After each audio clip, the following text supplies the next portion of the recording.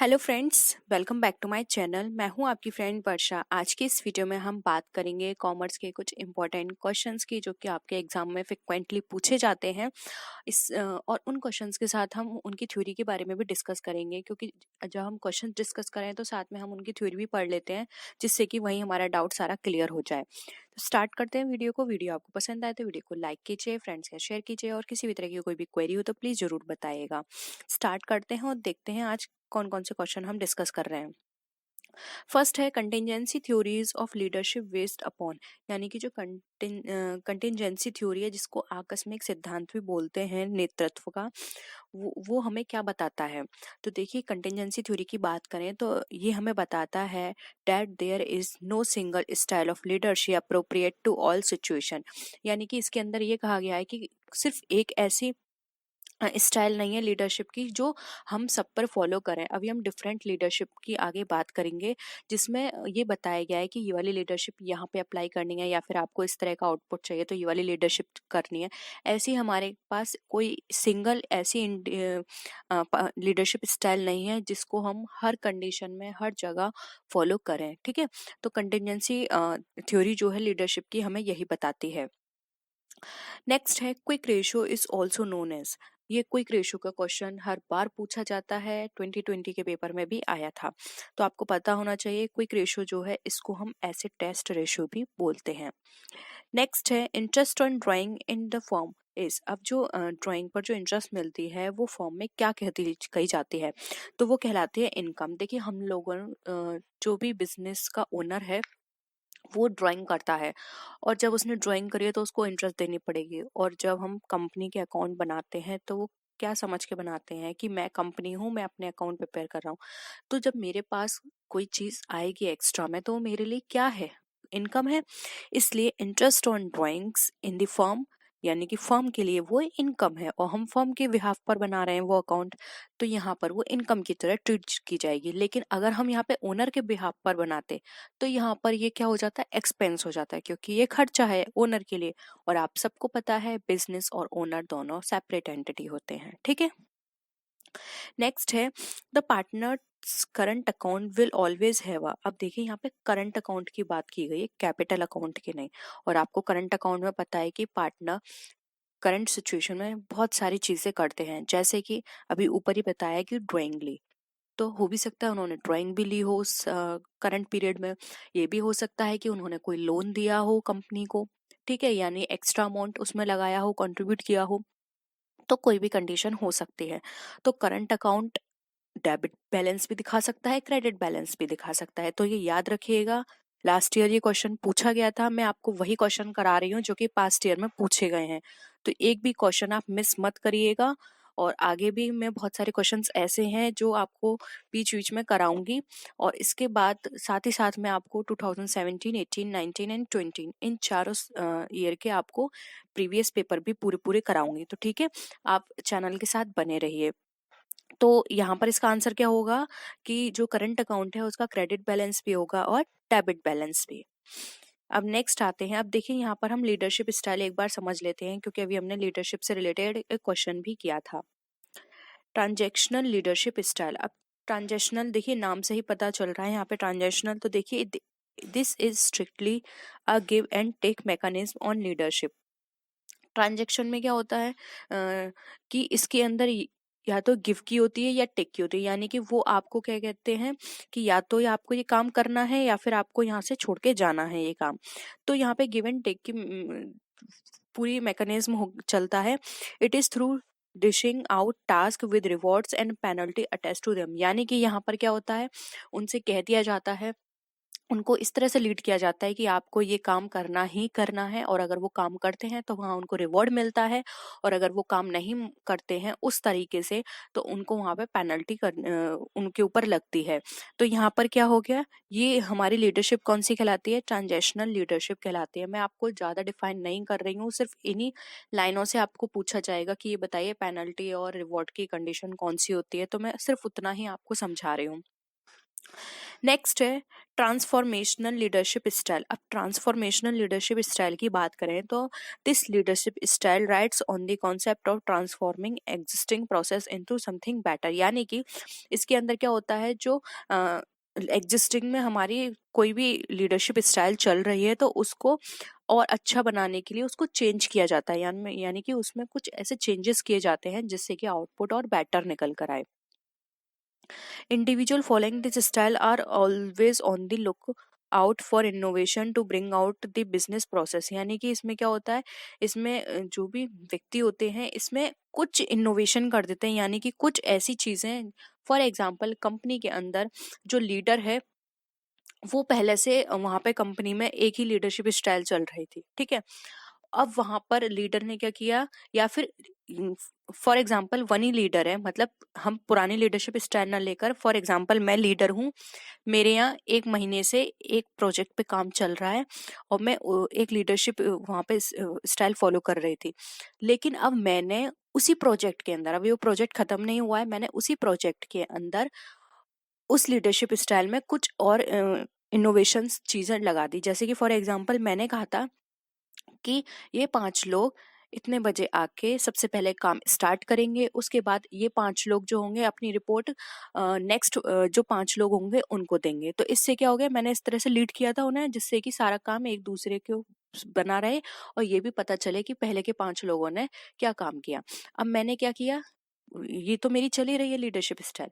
अब इसके साथ साथ मैंने ये भी कह दिया कि आप लोग अपना काम उनको हैंड ओवर करोगे नेक्स्ट 5 को, तो वो नेक्स्ट 5 जो है वो उस पर फीडबैक देंगे। पहले फीडबैक वाली सिचुएशन मैंने नहीं डाली थी, अब मैंने कहा कि वो फीडबैक देंगे और उनके फीडबैक के अकॉर्डिंग ही मुझे मैं देखूंगी कि वो जो पहले के जो 5 लोग थे वो कल काम करेंगे या नहीं। यानी कि मैंने अब यहाँ पे क्या कर दिया, थोड़ी रिस्ट्रिक्शन लगा दी कि अब यहाँ पर उनको कल का डर बना रहेगा कि हाँ, आज हमें अच्छा काम करना ही है, नहीं तो कल हमें निकाल दिया जाएगा इस प्रोजेक्ट से।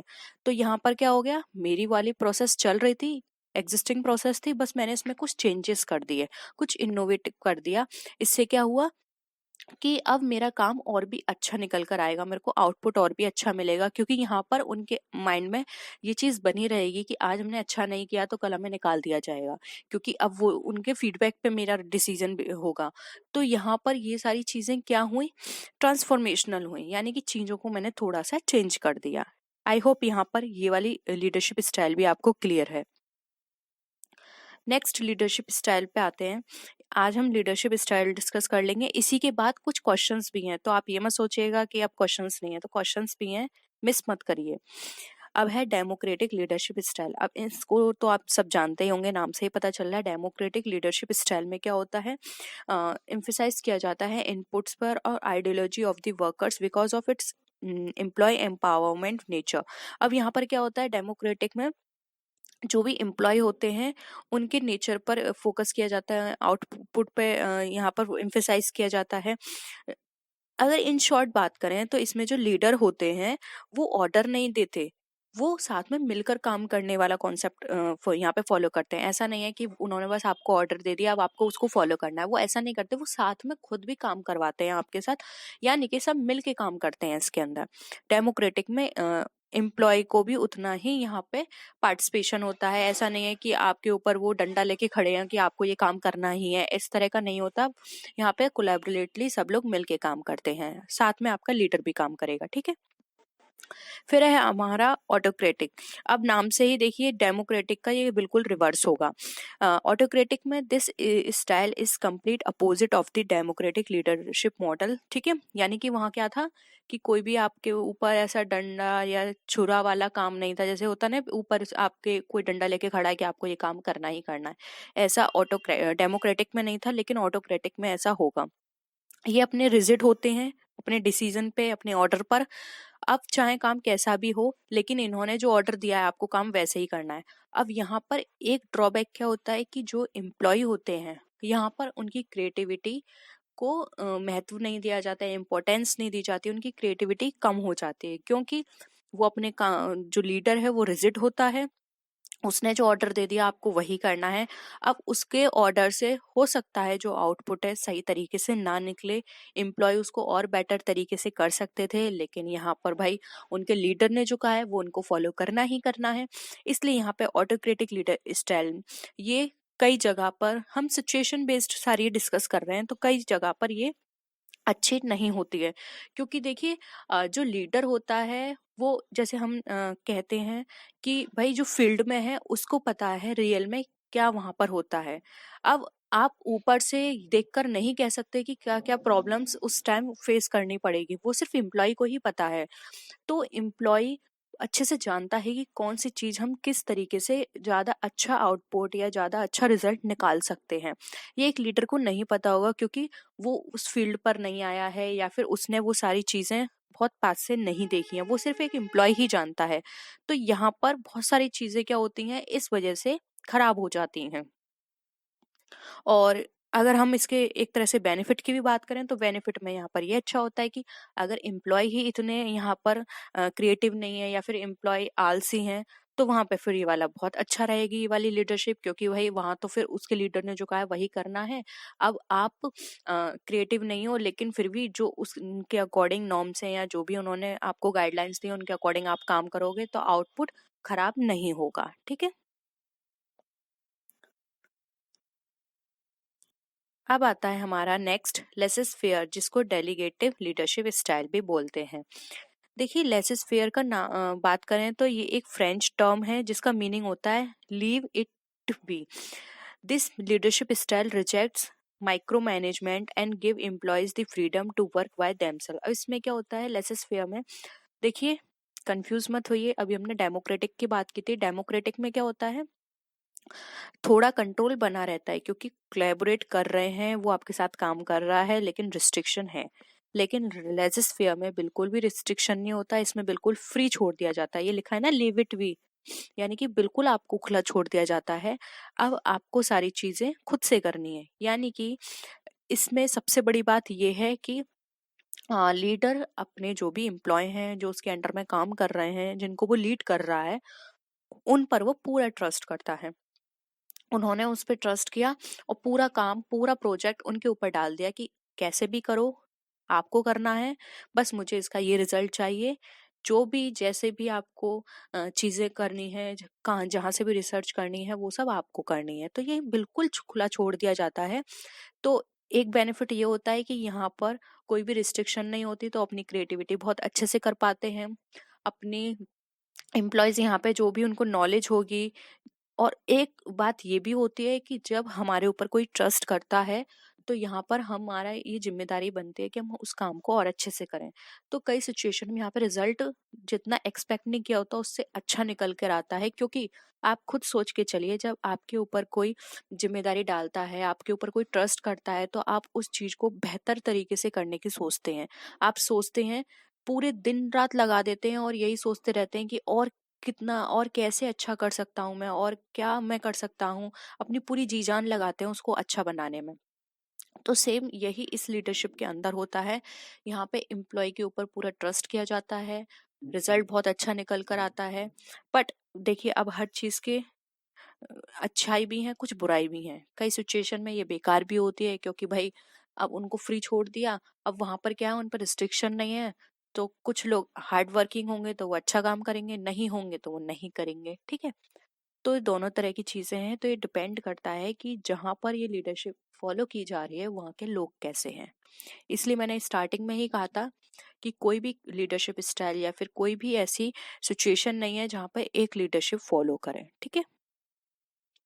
यहाँ तक आपको सारी लीडरशिप स्टाइल समझ में आ रही है ना? अच्छे से समझ लीजिएगा इसको, क्योंकि लीडरशिप से आपके एग्जाम में बहुत क्वेश्चंस आते हैं, खासकर डेमोक्रेटिक से, ब्यूरोक्रेटिक, ऑटोक्रेटिक और लेसिस फेयर। इनसे तो अब तक पूछे ही गए हैं, अभी और भी हम पढ़ेंगे तो उससे थोड़े कम आए हैं, लेकिन जब हम ये सारी कर रहे हैं तो उनको भी हम डिस्कस कर लेंगे। फिर है bureaucratic leadership style. This leadership style operates with a series of rigid rule. अब इसके अंदर क्या होता है, ब्यूरोक्रेटिक में एक रिजिड रूल को लेकर ये चलती है। Bureaucratic leaders always follow a specific command chain and stick to those at all times.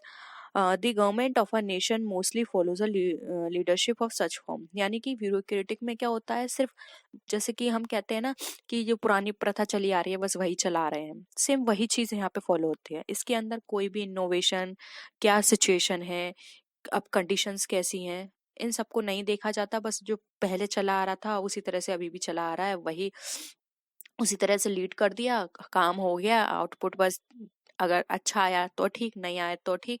कोई इसमें यहाँ पर वो इतना फोकस नहीं करते। इसमें कोई भी इनोवेशन नहीं होता, किसी भी तरह का रिसर्च एंड डेवलपमेंट पे काम नहीं किया जाता। बस उन्होंने जो पुरानी चीजें चली आ रही थी उन्हीं के बेसिस पे लीड किया और अपना काम निकलवा लिया। ये वाली स्टाइल होती है। मोस्टली इस तरह की लीडरशिप स्टाइल कहाँ होती है, हमारे गवर्नमेंट में। जैसे कि आपने देखा हो बहुत सारी पॉलिसी ऐसी हैं जो पुरानी चली आ रही हैं। अब हमारी एनपी पॉलिसी चेंज हुई है, लेकिन अब वो इम्प्लीमेंट कब होगी ये नहीं पता। क्योंकि देखिए बहुत सारी चीजें ऐसी हैं जो हम पहले से पढ़ते हुए आ रहे हैं, लेकिन वो अब उनका कोई लेना देना नहीं है। अब हम उनको पढ़ते भी हैं तो उससे कोई बेनिफिट अब हमें नहीं मिलता है, तो उनको हटा देना चाहिए। और नई चीजें जैसे कि आज के जमाने में टेक्नोलॉजी बेस्ड होना चाहिए, टेक्नोलॉजी पे ज्यादा बात करनी चाहिए। क्योंकि अब पेन पेपर पर भी इतना वर्क नहीं होता जितना टेक्नोलॉजी बेस्ड एजुकेशन होती है, तो इस पे ज्यादा काम करना है। ठीक है, हो भी रहा है धीरे धीरे काम, लेकिन उतनी स्पीड से नहीं हो रहा है। तो ये सारी चीजें क्या है कि ये चेंज करने की जरूरत है। वैसे अब की गवर्नमेंट जो है वो बहुत सारी चीजें हैं, बहुत सारी पॉलिसी इस तरह की नई नई लेकर आ रही हैं, जिससे काफी हद तक चीजें बेहतर हो रही हैं। ठीक है, नेक्स्ट है कैरिस्मेटिक लीडरशिप स्टाइल। इसको हिंदी में करिश्माई नेतृत्व शैली कहा जाता है। अब देखिए नाम से ही पता चल रहा है, करिश्माई नेतृत्व शैली। The leaders of this style are masters of communication, persuasion with a sense of charm. Charismatic leaders are a valuable asset in the growth of a company and facing a crisis. अब देखिए इस leadership style के अंदर ये कहा गया है कि इसके जो लीडर्स होते हैं उनमें एक अलग ही बात होती है। उनकी कम्युनिकेशन इस तरह की होती है, उनका पर्सुएशन इस तरह का होता है, आ, उनका सेंस ऑफ ह्यूमर की बात करें तो वो इस तरह का होता है कि वो अगर सिचुएशन बिगड़ भी रही होती है ना, तो वो पता नहीं कि ऐसा क्या करते हैं कि एकदम से चीजें अच्छी होने लगती हैं। ठीक है, जैसे कहते हैं ना एकदम जादू सा होना, वो होने लगता है इसमें। तो इस तरह की चीज होती है इनके लीडर्स में। यहाँ पर जैसे कि कोई भी काम है, अपने हमें अपने एम्प्लॉय से निकलवाना है, लेकिन वो एम्प्लॉय ऐसा है, हार्ड वर्किंग बहुत है, लेकिन वो सिर्फ अपने मन की करता है। तो इस तरह के लीडर्स उन लोगों से काम करवाने में बहुत माहिर होते हैं। ये इस तरह की चीजें करते हैं कि वो भी अपना जो भी उसके अंदर आलस है वो उसको पता नहीं कहाँ चला जाता है, उस समय उससे बस काम निकलवा लेते हैं उसी मोमेंट पर। तो इस तरह की चीजें इनके पास होती हैं। इनके सेंस ऑफ ह्यूमर इस तरह का होता है, इनकी कम्युनिकेशन इतनी अच्छी तरह से होती है कि कोई भी ऐसी प्रॉब्लम आ रही है कंपनी के अंदर, क्राइसिस की प्रॉब्लम आ रही है, तो उन सारी चीजों से ये कंपनी को निकाल लेते हैं। ठीक है, तो ये लीडरशिप स्टाइल सबसे डिफरेंट है, आप सबको याद रहेगी। ठीक है, नेक्स्ट है कोचिंग लीडरशिप स्टाइल। अब देखिए नाम से ही पता चल रहा है कोचिंग लीडरशिप स्टाइल।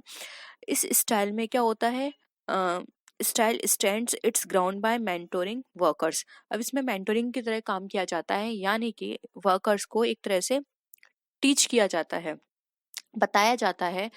उनको कभी भी कोई भी प्रॉब्लम होती है, ऐसा नहीं है कि आप उनको लीडर की तरह काम करें। लीडर में क्या होता है, एक ऑर्डर आ जाता है, एक अथॉरिटी आ जाती है, लोग आपसे सामने से आके कुछ पूछ नहीं सकते, इस तरह की चीजें होने लगती हैं लीडरशिप में।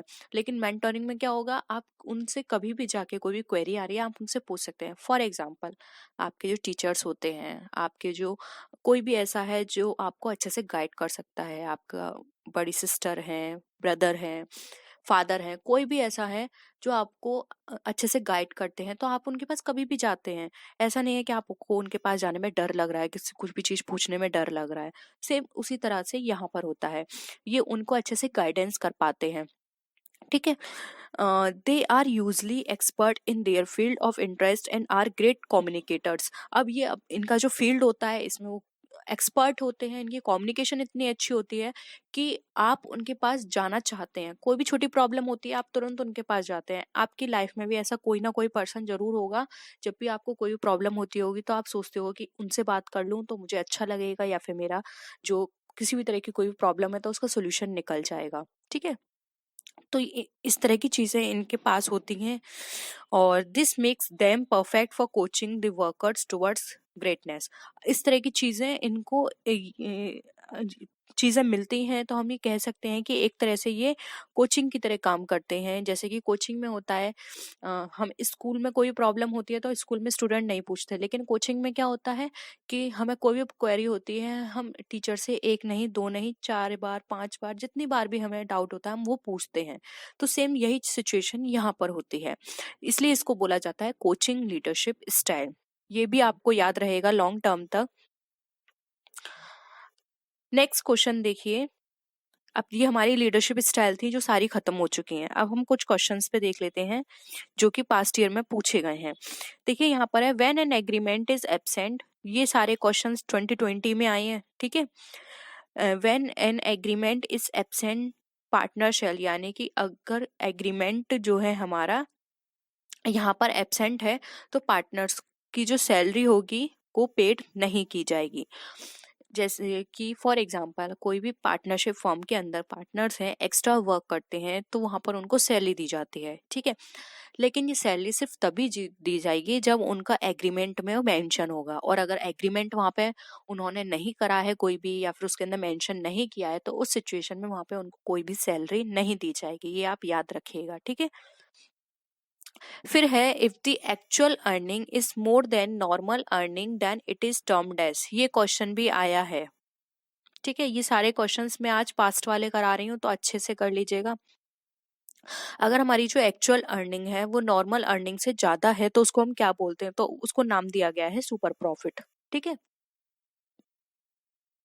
फिर है, if old profit sharing ratio is minus from new profit sharing ratio then it is equal to, यानी कि जब ओल्ड प्रॉफिट शेयरिंग रेशियो से माइनस करते हैं, sorry, old profit sharing ratio को माइनस करते हैं हम न्यू प्रॉफिट शेयरिंग रेशियो से, तो उसको क्या कहते हैं, तो उसको हम बोलते हैं सेक्रीफाइसिंग रेशियो। और ये सेक्रीफाइसिंग रेशियो किसके में से दिया जाता है, जो भी हमारे पार्टनर्स होते हैं जो वो सेक्रीफाइस करते हैं, पुराने जो पार्टनर्स होंगे वो सेक्रीफाइस करते हैं नए पार्टनर के लिए जब न्यू पार्टनर एडमिशन के लिए आता है। ठीक है, फिर है हमारा the partners who contribute in the firms business is called, यानी कि जो भी पार्टनर्स कंट्रीब्यूट करते हैं फर्म के बिजनेस में, तो उसको क्या कहते हैं, तो जो कंट्रीब्यूट करते हैं उसको हम बोलते हैं कैपिटल। देखिए यहाँ पे ये अभी आपको आसान लग रहा होगा, लेकिन ऑप्शंस इस तरह के आते हैं कि स्टूडेंट कंफ्यूज हो जाते हैं। यहाँ पे देखिए फंड भी आ सकता है।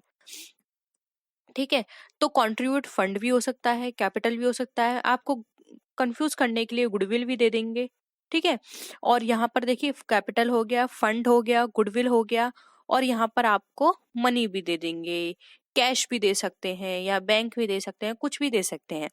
तो कंफ्यूज होगा, लेकिन आप ये याद रखिए, अगर यहाँ पर किसी बिजनेस में कोई भी अमाउंट इन्वेस्ट किया जाता है ओनर के द्वारा, और पार्टनर्स ओनर ही है पार्टनरशिप फॉर्म के, तो वो उनके लिए कैपिटल कहलाता है। ठीक है, तो इस तरह की चीजें यहाँ पे पूछी जाती हैं। और पार्टनरशिप फर्म से ही रिलेटेड 2-3 क्वेश्चंस और हैं, वो भी मैं यहाँ पे आपको डिस्कस कर देती हूँ। देखिए, एक पार्टनरशिप फर्म के अंदर आप रेशो जरूर पढ़ लीजिएगा, सेक्रीफाइसिंग रेशो, गेनिंग रेशो, ये एग्जाम में बहुत पूछे जाते हैं। साथ ही साथ पार्टनरशिप डीड पे भी मैंने आपको क्वेश्चंस करा दिए हैं, नहीं देखे तो प्लीज देख लीजिए। पार्टनरशिप डीड से बहुत क्वेश्चन पूछे जाते हैं, और ये भी पूछा जाता है कि पार्टनरशिप डीड के अंदर किस तरह की चीजें हैं, क्या क्या रूल्स होते हैं। तो पार्टनरशिप डीड पर इस बार बहुत अच्छे से पढ़ लीजिएगा, पार्टनरशिप से पहले बहुत क्वेश्चंस आए हैं। और इसके साथ ही साथ आपको जो फोकस करनी है चीजें वो करनी है इकोनॉमिक्स पर। इकोनॉमिक्स पे वैसे इतने क्वेश्चंस नहीं आते हैं, लेकिन कुछ चैप्टर्स ऐसे हैं जैसे कि आपका इंडिफरेंस कर्व हो गया, आपका डिमांड कर्व हो गया, आपके लॉ ऑफ डिमांड हो गया, इनसे क्वेश्चंस बनेंगे। तो लॉ ऑफ डिमांड को चलिए मेरे को याद आ गया, तो अब हम एक क्लास लॉ ऑफ डिमांड की भी कर लेंगे। डिमांड का लॉ बहुत पूछा जाता है, सप्लाई का अलाउ कर लेंगे, इंडिफरेंस कर्व भी हम डिस्कस कर लेंगे। ठीक है, तो आज के लिए इतना ही।